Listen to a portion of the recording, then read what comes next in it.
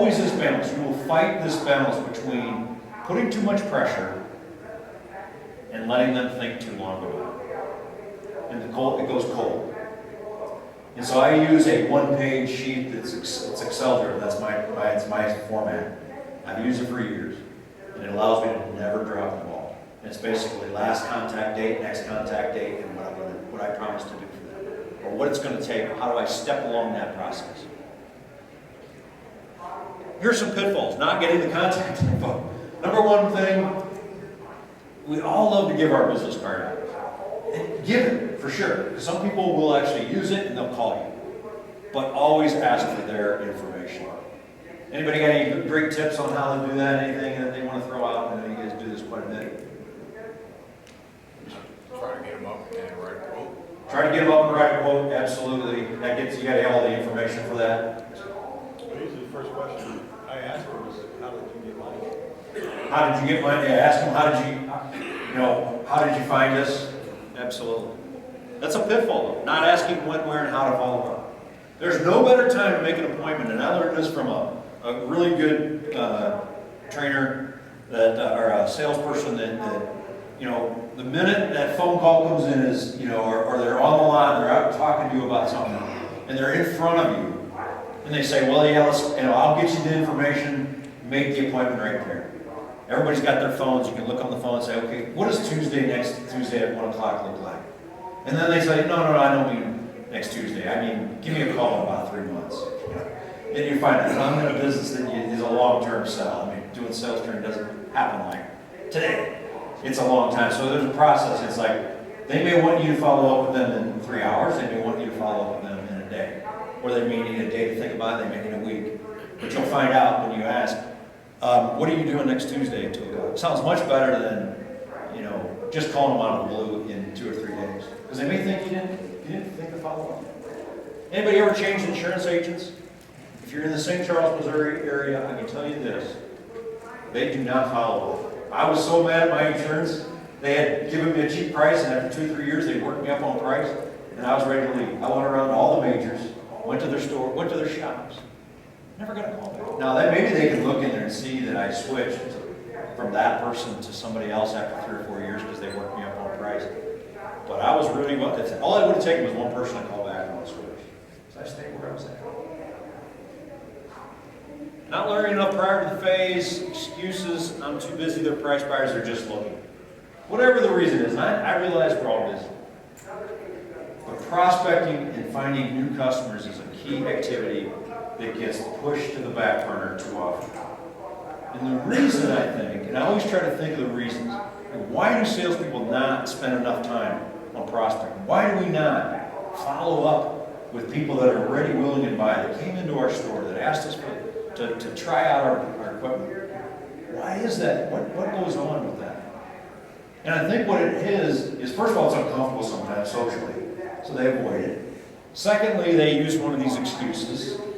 And the too busy part is what? It's service work. You can almost always find something to do for your current customers to take care of it, and it's justifiable. And at the end of the day, you can put your hands on that. Like if I go out and I work with my customers, I can look at the end of the day, I can be really good. I took care of them with this problem, I wrote this article, I did this. I have something I can sink my teeth into and say, this is what I accomplished. You can go out and do prospecting all day long. Quoting prices, cold calls, warm calls, all day, all week, and you can't see anything above ground. You planted the seed and you don't know whether you planted bamboo and it's going to take 7 years to grow, or it's corn that's going to take about 3 days and it's going to pop through. You just don't know. So what do we do when we don't know? We want to be productive as salespeople, as owners. And so we go do things that we can sink our teeth into. But this takes time, and it takes investment. And following up is the time and investment it takes to sell. So if you use the compounding effect, in my example, just asking for the business puts you ahead of roughly about 50% of the salespeople out there. Following up puts you ahead of about 80% of the people out there. I give you just a couple of follow-ups. Before I close, any questions? Any comments? Any answers? You had a customer walks into a retail showroom, their first question is, how much is your lowest price mower? Yeah, and, don't have a chance to tell them benefits, and, they know the big box store has got something for $1,300 before you can tell them benefits, they're heading towards the door. sure. How do you not answer the question and not answer the question? So his question is, how do you answer the price question without answering the question? I always like to do this, I open up, anybody have a great way to respond to that? Anybody? That's for the box store, Ask them what they're using it for. Ask them what they're using it for? And why you decided to come here, you know? Why did you decide to come here? Good question. First question I'm gonna ask them is, does the box store have a service department? Does the box store have a service department? Yep. Do you have a budget in mind? These are all good things to try to throw some stuff, what do you want to call that? Throw some fodder under the tires and slow them down a little, because they're heading towards the door to go to the big box store. Yes. How much do you think it's worth? Yeah. And kind of part of it is, how do you answer that question without answering it? Now, in some industries, you're capable of doing a range. It's between, depending on how many, what am I trying to think of? Features that you add onto it. It's $1,500 to $2,000. What were you thinking it was supposed to be? Is that within the price range of what you're talking about?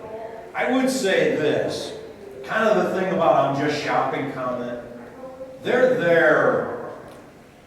I mean, they can probably get your price online, right? Or no, maybe not. Can they go on your website and get your price? So there's something behind that. There's a reason that they're not at the big box. And, maybe they truly are just going to dollar for dollar and you're done. You probably weren't going to keep them anyway. But if you can do, some of these are great ideas. Now, there is the person who you're going to make them mad if you don't give them right. I would tell you this, I don't think it's good, and I'm in one of those categories. I do a lot of disc training, the 4 quadrants. If I do ask for it, I expect to have an answer. But I'm also not the type that I would storm out. And not be respectful of, they're realizing that a store, a 1 or 2 or 3 store chain is going to be probably higher than a big box. I get what the big box do. They buy on value, when they sell cheap, they pressure vendors and they get a cheap price. That's what they sell. They don't have a service department. Sometimes it's a different model, sometimes they have to say that. You buy a brand, yeah, this is not the kind that's over there. It's a dash L or whatever. But any other, it's a tough issue.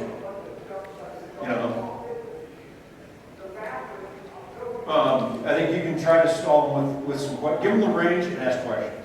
So I'm comfortable if somebody says, it's roughly $1,500, $2,000. Can I ask you a few questions about what you're trying to do? Because in their view, one of the things about the service, though, is their view is they can go buy it down there and come here. So my brother runs a tree service, and he makes fun of me because I buy Home Depot $50 chainsaws. I'm sorry, I cut one tree about every 3 years, and until my yard doesn't have any more, because I'm tired of picking up leaves. But anyway, so he makes fun of me for that. Well, I bought one and it broke. So what did I do? I went down to a local shop owner has chainsaws, and I took it in there. Now this guy made a fatal mistake, because he could have had me as a customer, and I could have probably bought, I don't know, what's a good chainsaw? How much would a good chainsaw cost? $200. $200? Oh, that's not. I would have probably bought that day. But he insulted me by what I bought. And then he said, those are trash. I don't even fix those. They're throwaway chainsaws. And they really probably were. I don't know. I'd prepared myself a bunch of times. But he would have spent a few seconds. What he viewed me as, I knew exactly the whole scenario. What he viewed me as, you're a box store cheapie, and I'm not even going to spend 5 minutes. And maybe he didn't care. But he would have had a customer. He would have just slowed me down a little bit to say, yeah, that's, we don't really fix that. It's plastic, sorry. Interesting point. We don't compete with the boxes. We know it's not but every time we go to we started in the products business,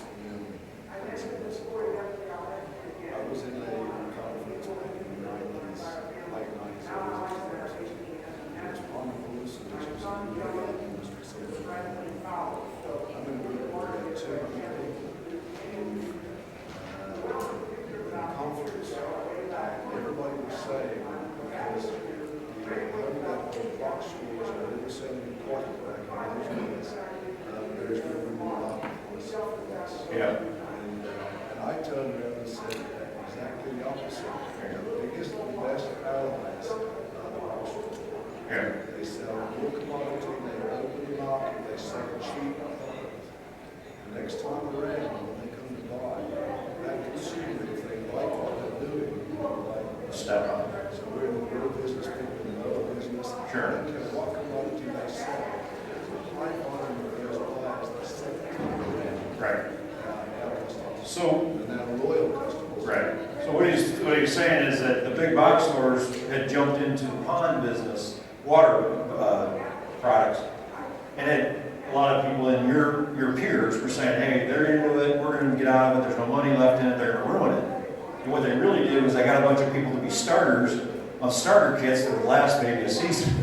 And I was that way. I bought a pond kit, and then I realized, you know what, that pond kit I bought for $85, and you too can have a pond. The pump didn't work after the first year, so I had to go to a lawn and garden store that sold different pumps and get one that worked. And of course, my dealer was one of them. The feed dealer was one that sold pumps, and she laughed and said, "Yeah, you bought the cheap." She did the same thing. You know, you bought the $50 special. We have then the opportunity to take you as a customer and develop you for years to come. Right. Not next year. That's right. 20 years ago. Absolutely. And then you typically don't go back. I mean, once you've got kind of a quality, and you say, "Hey, I get that. That's a gimmick. I'm not going back." Then you become that coffee shop tour. Yeah. And you promote your business. It's a very good way to look at Home Depots and Lowe's, they put more money into marketing than we can ever do. it. Sure. They could be our biggest allies. And one of the ways we got the business was I would go to the local Lowe's and the local Home Depot and say, look, we're in the product business. Right. We're a professional. Yeah. They're your people, if they want help, if they got bad fish, if they got cars, they're going to send them to us. Right. And we're not in the So one of the mechanical business. right. So is there not an opportunity for Right. you to go to Home Depot and Lowe's and say, I service that company. Yeah. I service that. Well, the ad that I saw was really interesting. It said, we fix $29 brake specials, I think was because somebody was advertising. But that Lowe's salesperson, the salesman at Lowe's or Home Depot, when you have a man who wants a $50 chainsaw, goes back and says, this is a piece of junk. First, get it. That salesperson wants as well. Here's this business guy. You need to go see Fred. You need to go see Joe. Right. I'll take care of it. Right. No, it's a good deal. No, that's a good approach. So you're right. Yeah, you can compete. You just have to know.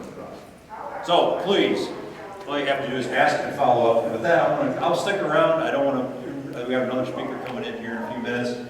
I'll stick around if you got other questions and talk about that. Otherwise, I appreciate your time today. Thank you very much. Have a great day.